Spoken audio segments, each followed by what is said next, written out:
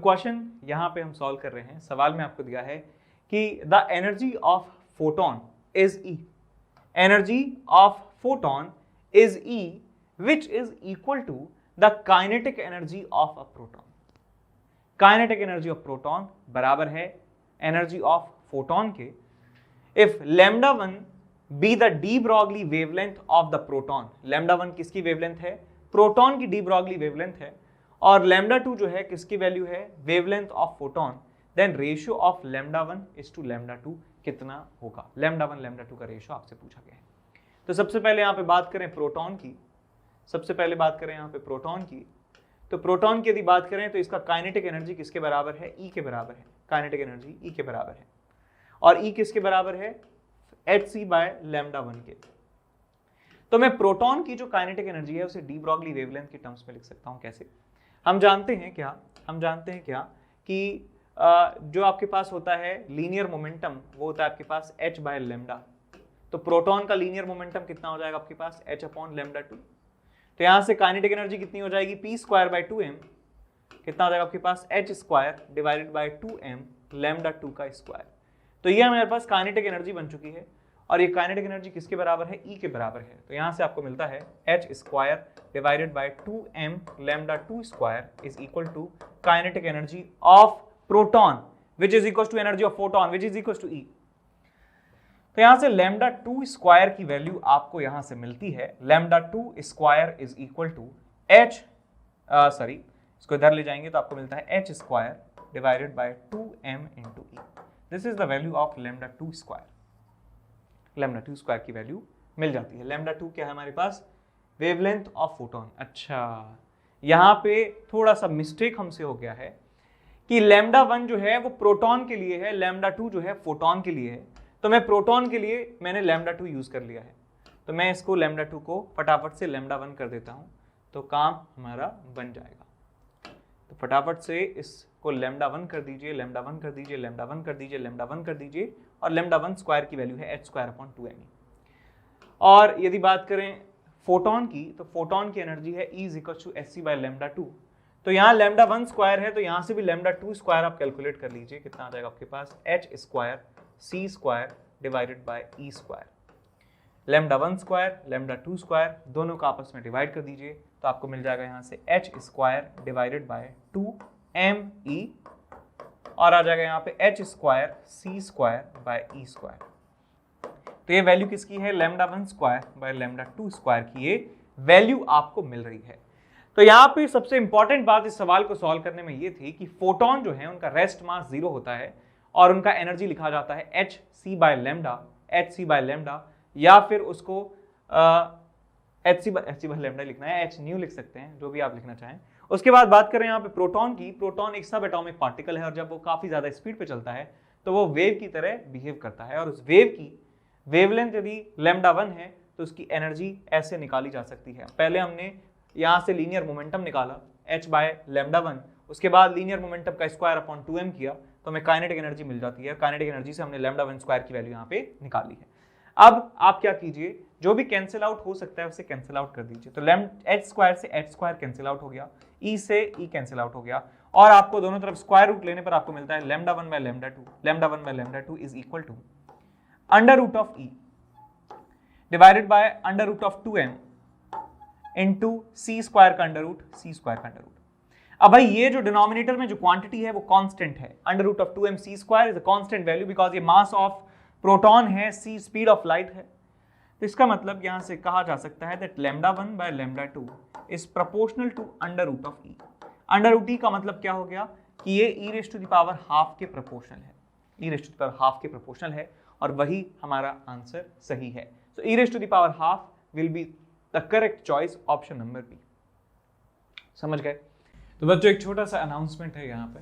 तो सबसे पहले तो जो एस अनअकैडमी चैंपियंस लीग है वो जेई के लिए स्टार्ट हो रही है फिर से और यहाँ पे आपको चांस मिलेगा टू मीट सचिन तेंदुलकर। सचिन तेंदुलकर से मिलने का मौका आपको मिलने वाला है। अब करना क्या होगा मौका पाने के लिए आपको कि एक टेस्ट होगा, एप्टीट्यूड बेस्ड टेस्ट होगा दिसंबर 18, दिसंबर 19, 26 1 PM ऑनवर्ड्स। और ये जो टेस्ट है ये फ्री है, आपको बस वेबसाइट पे जाके एनरोल करना है और ये टेस्ट देना है। दूसरा हमारे पास ये है कि अनअकैडमी चैंपियंस लीग, जो ये पहला स्लाइड था जिसमें सचिन तेंदुलकर से मिलने का मौका था, उसमें प्राइजेस भी हैं जो 1 से लेके 10 तक जो रैंक होने वाली हैं उनको 20,000 का प्राइज जो है मिलने वाला है और 100% तक स्कॉलरशिप भी आपको मिलेगी। और 11 से 30 के लिए 10,000 का कैश प्राइज और 31 से 50 के लिए 6,000 का कैश प्राइज आपको मिलने वाला है और साथ में स्कॉलरशिप भी यहाँ पर होने वाली है। और यहाँ पर आप देख चुके हैं कि जो रैंक फर्स्ट है उसके लिए 1 लाख का प्राइज है और यहाँ पे ये ग्रुप स्टेज के लिए था, है ना, ये ग्रुप स्टेज के लिए था, ये फाइनल्स के लिए है। ये सारे जो हैं प्राइजेस आपको यहाँ पे मिल सकते हैं। तो एप्टीट्यूड टेस्ट के लिए आपको करना है, डेट्स कौन कौन सी हैं, 18, 19, 26 और 1 बजे जो है दोपहर में आपको ये टेस्ट मिलने वाला है। उसके बाद बात करते हैं यहाँ पे कि IIT-JEE के लिए मेगा कॉम्बैट होने वाला है 19 दिसंबर को, ज्यादा दूर नहीं है, 11 AM को ये होने वाला है। क्लास 11th, 12th और 13 के लिए 60 मिनट का पेपर होगा और उसमें सिर्फ और सिर्फ 21 क्वेश्चन आपको मिलने वाले हैं। ठीक है, तो लगभग जो है 3 मिनट से थोड़ा सा कम जो है टाइम आपको मिलेगा, जो सफिशिएंट है सवालों को करने के लिए। और 500 जो लकी पार्टिसिपेंट्स होंगे उनको जो है प्राइज मिल सकते हैं, मैकबुक एयर, आईपैड, सैमसंग का एक फोन और JBL के हेडफोन्स और Amazon के वाउचर्स। उसके बाद हमारा अगला अनाउंसमेंट है कि क्लास 11th का जो है बूट कैंप जो है लग रहा है और जो बच्चे IIT-JEE 2023 को जो है टारगेट कर रहे हैं उनके लिए होने वाला है। और 12th मूविंग स्टूडेंट्स हैं और उनमें होगा क्या कि क्लास 11th का जो है वो रिवीजन आपको करवाया जाएगा और एग्जाम कैसे अटेम्प्ट करना है वो स्ट्रेटेजी आपको यहाँ पे समझाई जाने वाली है और मोटिवेशनल सेशन जो है वो यहाँ पर होंगे।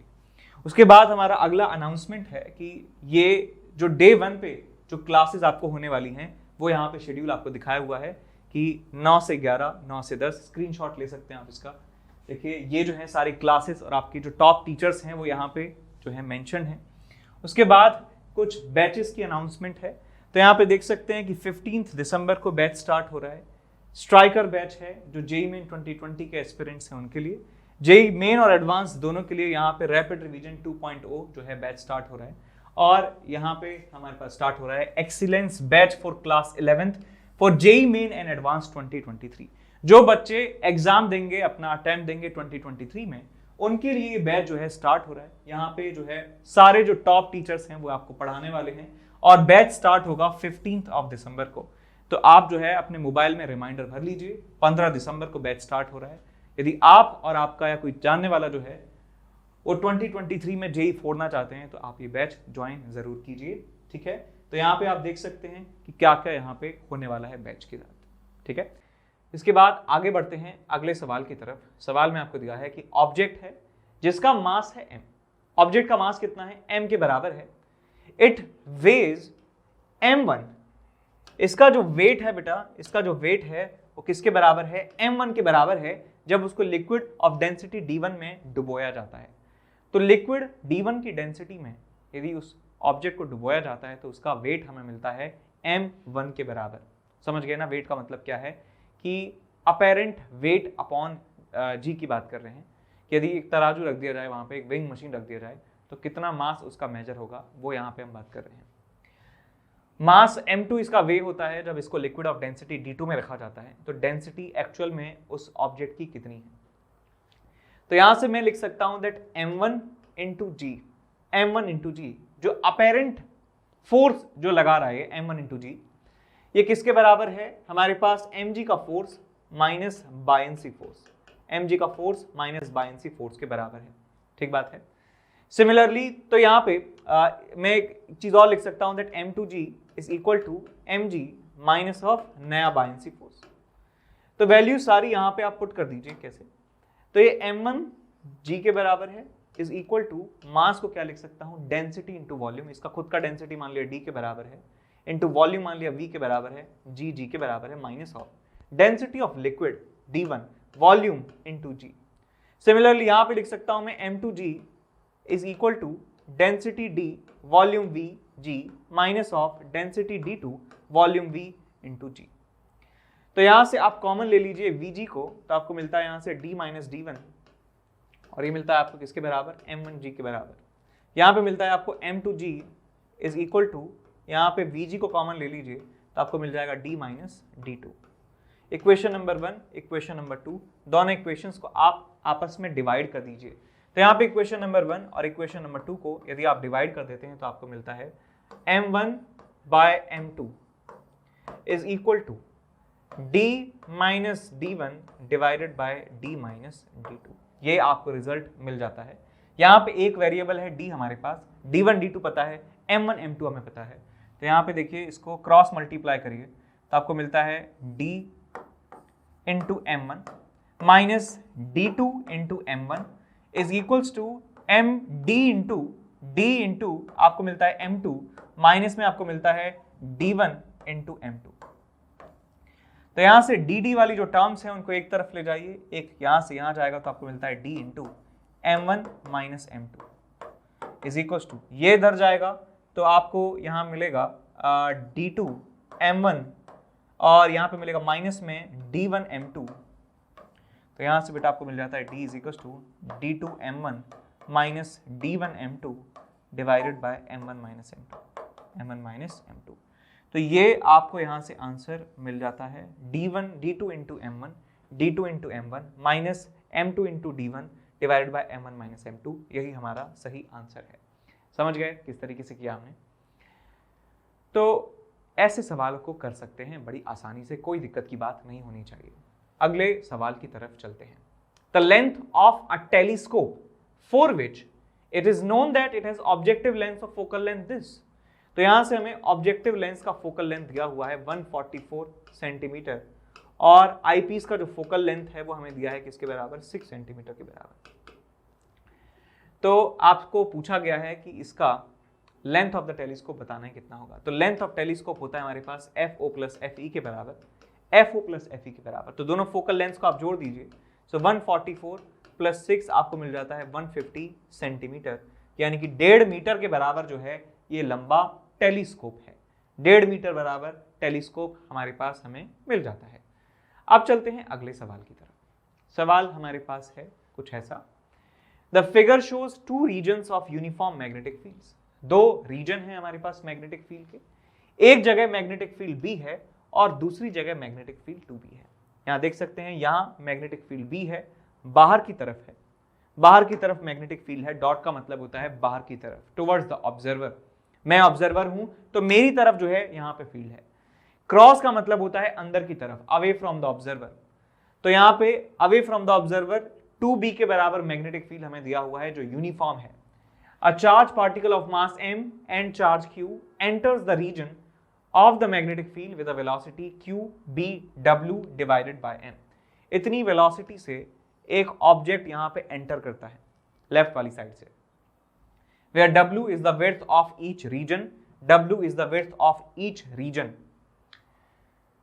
तो time taken by the particle to come out of the region of the magnetic field is equal to. तो कितना समय इसको लगेगा बाहर निकलने में, ये आपसे पूछा गया है, कितना समय इसको लगने वाला है। तो इस डायग्राम को मैं दोबारा बड़े बड़े लेटर्स में, बड़े बड़े फॉन्ट में जो है मैं बनाने वाला हूं। तो यहां पे मैं बना देता हूं डायग्राम बड़ा।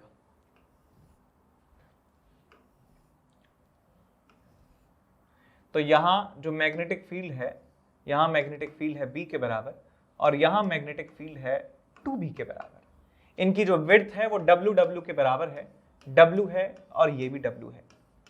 यहां पे एक चार्ज पार्टिकल एंटर करता है, चार्ज पार्टिकल एंटर करता है, उसकी वेलोसिटी इस समय जो है इस तरफ होने वाली है V के बराबर, चार्ज इसका Q है।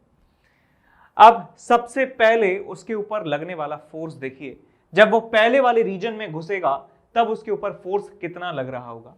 तो मैं लिख सकता हूं फोर्स की जो वैल्यू रहने वाली है वो रहने वाली है Q V इंटू B के बराबर और इसकी डायरेक्शन होगी V क्रॉस B की डायरेक्शन में। तो भैया वेलोसिटी इसका है इस डायरेक्शन में, मैग्नेटिक फील्ड है बाहर की तरफ, तो V क्रॉस B जो है नीचे की तरफ इसके ऊपर फोर्स लगने वाला है।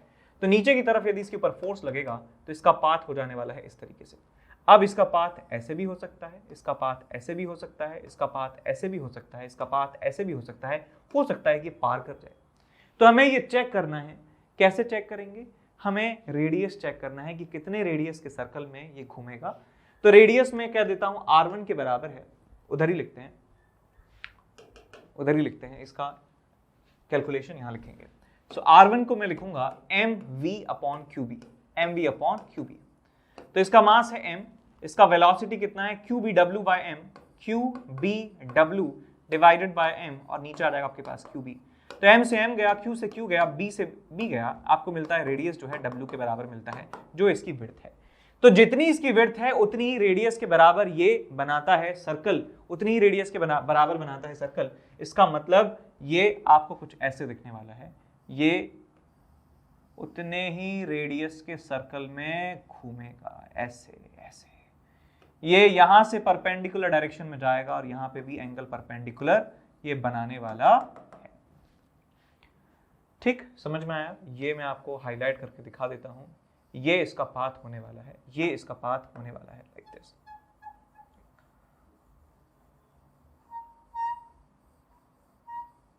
ये क्वार्टर सर्कल जो है ये बना चुका होगा, क्वार्टर सर्कल जो है इसने यहां पे बना दिया है, क्वार्टर सर्कल बना दिया है, क्वार्टर सर्कल बना दिया है। ये बात समझ में आई आपको कि तभी पॉसिबल है कि W रेडियस का सर्कल बनाना तभी पॉसिबल है जब वो यहां से यहां तक क्वार्टर सर्कल जो है कंप्लीट अपना कर ले। अब इस पॉइंट से दूसरा रीजन स्टार्ट हो जाता है, दूसरा रीजन स्टार्ट हो जाता है जहां पे मैग्नेटिक फील्ड है 2B। अब इसका मतलब इसके ऊपर फोर्स जो लगेगा वो मैं लिख सकता हूं, फोर्स यहां पर लगेगा F' = QV × 2B, यानी डबल फोर्स लगेगा और डायरेक्शन होगी वेलोसिटी क्रॉस B डायरेक्शन में, V क्रॉस B डायरेक्शन में फोर्स लग रहा होगा। तो इसका वेलोसिटी इस समय है नीचे की तरफ, मैग्नेटिक फील्ड है अंदर की तरफ, तो V क्रॉस B इस तरफ फोर्स इसके ऊपर लग रहा होगा। तो यहां पर यदि बात करें तो इसकी वेलोसिटी है नीचे की तरफ और इसके ऊपर फोर्स लग रहा है इस तरफ, तो इसका जो पाथ है इस तरीके से आपको मिलने वाला है, इसका पाथ होगा इस तरीके से। अब इसका पाथ इस तरीके से होगा तो उसके भी बहुत सारे रास्ते हैं हमारे पास। इसका पाथ ऐसे भी हो सकता है, ऐसे भी हो सकता है, ऐसे भी हो सकता है, ऐसे भी हो सकता है, ऐसे भी हो सकता है, बहुत सारे पाथ जो हैं इसके पॉसिबल हैं, ठीक है, ऐसे भी पाथ इसका हो सकता है। तो कौन सा पाथ इसका होगा उसके लिए हमें रेडियस यहां पे निकालना होगा। तो मैं यहां पे रेडियस निकालूंगा R' = m × v। v हमारे पास अभी भी उतना है बिकॉज स्पीड कांस्टेंट रहती है मैग्नेटिक फोर्स के वजह से। यदि एक चार्ज पार्टिकल के ऊपर मैग्नेटिक फोर्स लग रहा है तो उसकी स्पीड कांस्टेंट रहती है।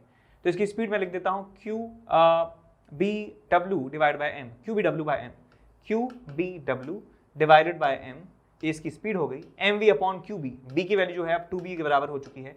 तो यहाँ q से q गया, m से m गया, b से b गया, आपको मिल जाता है यहाँ से w/2। तो w/2 के बराबर रेडियस के सर्कल में घूमता है और ये w के बराबर है। इसका मतलब ये कुछ ऐसे मूव करने वाला है, ये कुछ ऐसे मूव करेगा, ऐसे कुछ ऐसे ये मूव करने वाला है, जिससे इसका डायमीटर ये बन जाए, ठीक है, जिससे इसका डायमीटर जो है ये बन जाए w के बराबर। डायमीटर w हमें करना है इस तरीके से, तभी पॉसिबल है कि इसका रेडियस w/2 हो सके। रेडियस w/2 है, इसका मतलब डायमीटर w के बराबर है। तो एक ऐसा सर्कल जिसका डायमीटर w है वो ऐसा ही आपको मिलने वाला है। तो ये इसका पूरा रास्ता हो गया जो येलो कलर से मैंने बनाया है, ये इसका रास्ता है, ये ऐसे जाता है और फिर इस वाले रीजन में जाके ऐसे चला जाता है। ठीक, समझ में आई आपको बात? हम एक बात और जानते हैं, हम एक बात और जानते हैं कि जो टाइम पीरियड का फॉर्मूला है वो स्पीड पे डिपेंड नहीं करता है, वो होता है 2πm/qb के बराबर, 2πm/qb के बराबर, यानी मैग्नेटिक फील्ड पे डिपेंड करता है। तो बेटा हम जानते हैं कि टाइम पीरियड का मतलब है कि पूरा सर्कल में घूमने में जितना टाइम लगा वो टाइम पीरियड के बराबर है। यदि हम यहाँ की बात करें तो यहाँ एक क्वार्टर सर्कल में घुमा है तो यहाँ पे इसको टाइम लग रहा होगा t/4 के बराबर, t/4 के बराबर टाइम इसको लगा होगा, प्लस यहाँ पे सेमी सर्कल में घुमा है, इसका मतलब यहाँ पे इसको जो टाइम लगेगा that will be equal to t2/2 के बराबर। यहाँ पे मैं टाइम को लिख सकता हूँ t1 की value 2πm divided by qb और नीचे आ जाएगा आपके पास 4 और यहाँ पे आएगा आपके पास 2πm divided by qb, b की वैल्यू जो है 2b के बराबर है और यहाँ पे एक और 2 ऑलरेडी लगा हुआ है। तो 2 से यहाँ 2 कैंसिल आउट हो गया, 2 से यहाँ 2 कैंसिल आउट हो गया, यहाँ पे बचता है आपको हाफ, यहाँ पे बचता है आपको 1/2 और यहाँ आ गया आपके पास πm डिवाइडेड बाय qb। तो यहाँ आपको मिल जाता है बेटा πm डिवाइडेड बाय qb के बराबर इसका आपको जो है टोटल टाइम लगता है πm divided by qb, πm divided by qb, यही हमारा आंसर है। देख सकते हैं किस तरीके से हमने सवाल को सॉल्व किया है। सवाल अच्छा था, जेई मेन लायक है, बिल्कुल आपको ये लिख लेना चाहिए कि भाई ये सवाल तो हमें करके ही जाना है, ये सवाल तो आना ही चाहिए। अब आगे बढ़ते हैं अगले सवाल की तरफ।